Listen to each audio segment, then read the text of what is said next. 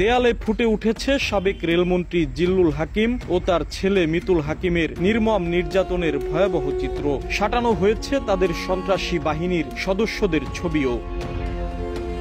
বিগত আওয়ামী লীগ সরকারের শাসনামলে ক্ষমতার অপব্যবহার করে রাজবাড়ী ২ আসনে একচ্ছত্র আধিপত্য তৈরি করেছিলেন সাবেক রেলমন্ত্রী জিল্লুল হাকিম ও তার ছেলে মিতুল হাকিম। ক্ষমতার অপব্যবহার করে লুট করেছেন কোটি কোটি টাকা। ছেলে মিতুল হাকিমের নেতৃত্বে এলাকায় গড়ে তুলেছিলেন নিজস্ব সন্ত্রাসী বাহিনী। চাঁদাবাজি, টেন্ডারবাজি, জমি দখল ও অবৈধভাবে বালু বিক্রি করাই ছিল বাহিনীর মূল কাজ। বিভিন্নভাবে মিথ্যা মামলা দিয়ে হয়রানি করা এবং আমার পরিবারের সকল সদস্যদের উপরে নানান রকম আক্রমণের পরিকল্পনা করে। মেরে ফেলতে চাস, গুলি করে থুয়ে চলে, কয় না তোর নির্দেশ আছে, তোর এইভাবেই মারতে হবে।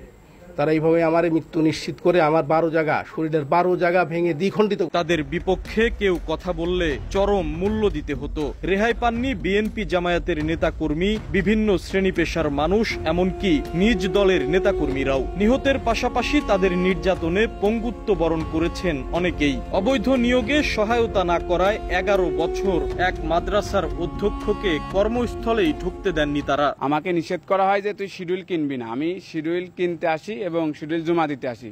আমাকে তার দুর্বৃত্ত সন্ত্রাসী ক্যাডার বাহিনী দিয়ে আমার উপর নির্মমভাবে হামলা চালায়। আমার শরীরে আঘাত এবং কোবের দাগ, ভাঙার দাগ এখনো মিশেনি।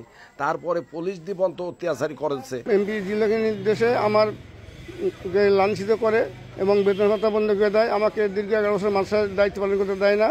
মাদ্রাসায় গেলে খুন করবে বলে হুমকি দেয়। 5 আগস্ট আওয়ামী লীগ সরকারের পতনের পর সাবেক রেলমন্ত্রী জিল্লুল হাকিম ও তার ছেলে মিতুল হাকিম সহ তাদের ক্যাডার বাহিনীর সদস্যদের বিরুদ্ধে রাজবাড়ীর আদালতে 3টি ও বালিয়াকান্দি থানায় 1টি মামলা করা হয়েছে। এসব মামলায় অভিযোগ আনা হয়েছে অপহরণ, নির্যাতন, হত্যাচেষ্টা ও চাঁদাবাজির। তবে বর্তমানে পলাতক অভিযুক্তরা।